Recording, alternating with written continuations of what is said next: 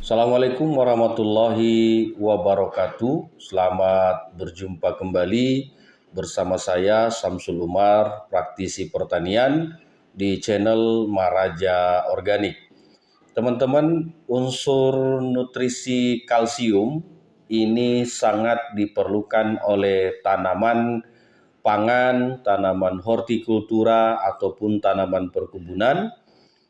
Ada juga tanaman hias, dan ini diperlukan baik masa vegetatif, masa pertumbuhan di akar khususnya, dan masa generatif pada saat menjelang pembuahan.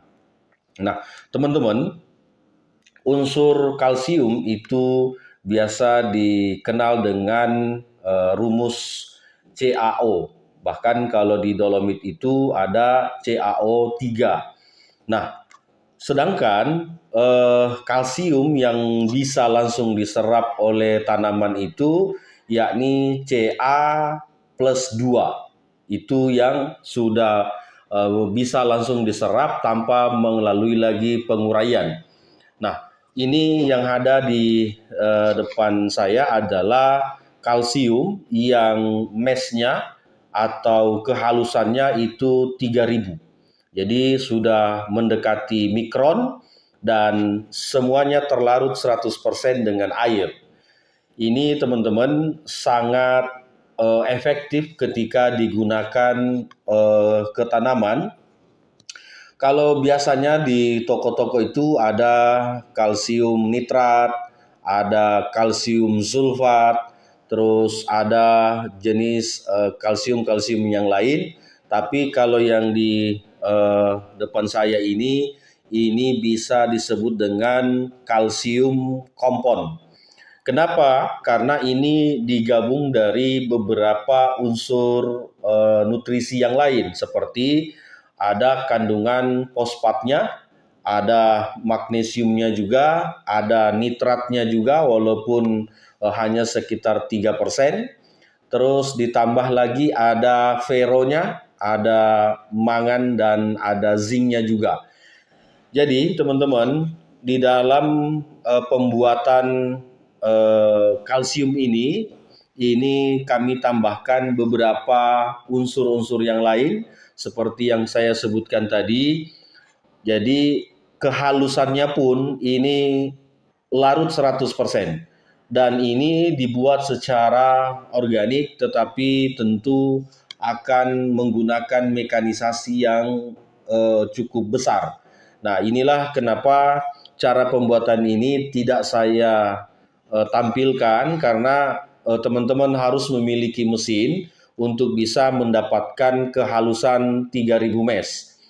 Untuk pabrik penepung biasanya kalau di pasar-pasar atau yang dijual online itu paling tinggi mesnya 300.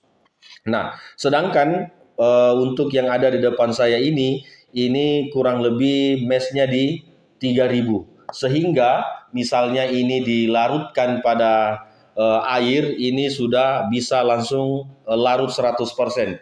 Nah, ini coba kita contohkan. Kita menggunakan air biasa saja. Nah, ini terlarutnya 100%. Jadi kalau kalsium-kalsium yang lain itu biasanya dia hanya terlarut 20% atau 30%, tapi dengan kalsium yang kami punya ini itu bisa terlarut 100%. Nah, ini bisa kita lihat, ini tidak ada tidak ada sisa. Dia terlarut 100%. Karena kenapa? Karena kehalusannya itu 3000 mes. Sudah mendekati mikron. Nah, di bawahnya mikron itu adalah nano. Jadi ini sudah masuk di kategori mikron. Terus kelarutannya itu 100%. Nah, ini kenapa sangat hebat, karena mampu langsung diserap oleh tanaman. Jadi tidak melalui penguraian lagi seperti misalnya kapur dolomit atau kapur pertanian, tapi ini begitu sampai di tanaman, di akar tanaman, ini bisa langsung diserap oleh tanaman. pH-nya ini 8 untuk pH dari kalsium ini 8, sehingga selain memberikan nutrisi pada tanaman juga mampu untuk menetralkan pH tanah.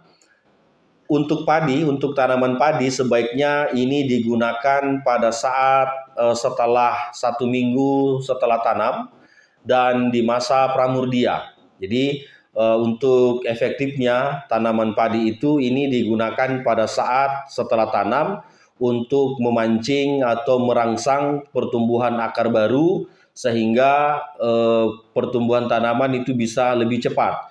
Nah, untuk masa pramurdia atau memasuki masa generatif, masa pembuahan, ini bisa merangsang pembuahan agar lebih cepat, ditambah lagi bisa menjadikan anakan-anakan yang tadinya tidak produktif menjadi produktif.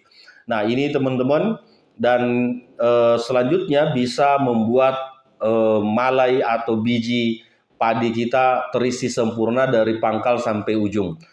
Teman-teman, dari kandungan ini selain dari kalsium kurang lebih 67% kandungan kalsiumnya, ditambah dengan ada kandungan fosfatnya 20%, ada kandungan nitratnya, nitrogennya itu 4%, ditambah ada Fe-nya sekitar 6.000 ppm.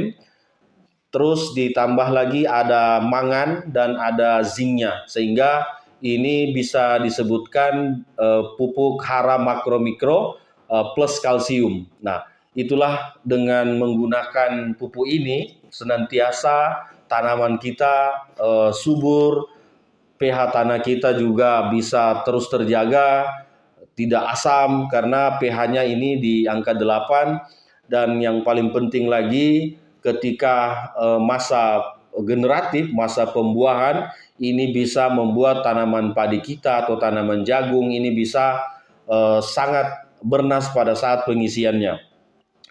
Teman-teman, ini juga banyak digunakan untuk petani-petani bawang merah. Dengan menggunakan kalsium ini, insya Allah kami jamin teman-teman semua yang petani bawang merah itu akan terbebas dari penyakit moler atau penyakit serangan layu fusarium. Kenapa? Karena selain dari kandungan pH yang tinggi pada kalsium ini juga bisa mengaktifkan sel-sel dari akar serabut tanaman bawang merah supaya lebih panjang, dan yang kedua batangnya bisa menjadi lebih keras sehingga pembentukan umbi akan lebih maksimal.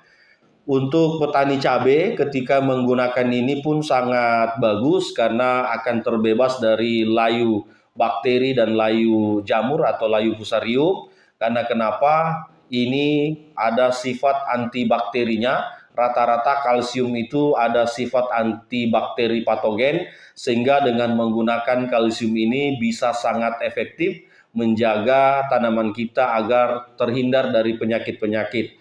Dan yang seterusnya bagi petani jagung, insya Allah dengan menggunakan ini bisa sangat efektif pada pembentukan buah dan tidak akan terkena penyakit bulai pada jagung, karena rata-rata itu disebabkan oleh virus pada penyakit bulai itu. Tetapi dengan menggunakan ini dengan cara disemprot ataupun dikocor, itu bisa mengantisipasi dari awal, baik dari sisi perkembangan virusnya dari angin ataupun percikan dari air hujan. Nah, itu teman-teman, jadi ketika memilih kalsium itu hendaknya menggunakan kalsium yang relatif lebih halus agar nutrisi ini bisa langsung diserap oleh akar tanaman.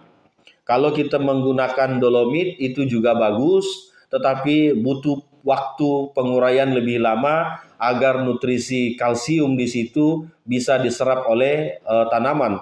Tapi dengan menggunakan kalsium dari kami, ini bisa sangat efektif karena begitu dia masuk ke dalam akar tanaman, ini bisa langsung diserap. Jadi adapun dosisnya cukup dengan 50 sampai 100 gram per tangki. ini disemprotkan untuk tanaman padi di 7 hari setelah setelah penanaman, dan di masa generatif usia 50 hari disemprotkan lagi sekali.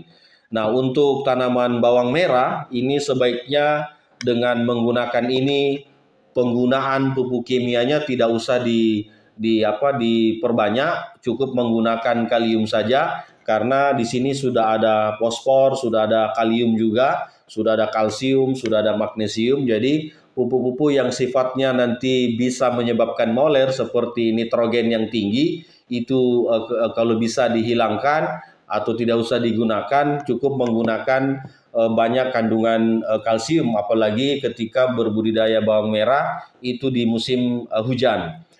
Nah, untuk petani cabai, karena penyakitnya juga sama, ini cukup dikocorkan setiap 10 hari, jadi dosisnya 100 gram per tangki, ini disemprotkan dari daun sampai ke batang, sampai ke tanah areal perakaran, sehingga nanti dia bisa menetralisir perkembangan sel dari bakteri ataupun jamur patogen yang biasa menimbulkan penyakit layu. Nah, karena ini kalsium ini pH-nya cukup tinggi, ini berada di angka 8, juga bisa menjaga pH tanah kita yang biasanya pada musim hujan itu sering terjadi layu, terserang patek, terserang virus Gemini dan lain-lain. Itu teman-teman ulasan kita hari ini, bagaimana kita menggunakan kalsium yang kehalusannya tinggi, seperti yang ada di depan saya ini 3000 mes, sehingga sudah masuk dalam kategori mikron, dan insya Allah terlarut semua seperti yang kita lihat di botol ini, terlarut 100% di air, sehingga begitu kita gunakan ini bisa sangat efektif pada tanaman. Demikian, terima kasih. Assalamualaikum warahmatullahi wabarakatuh.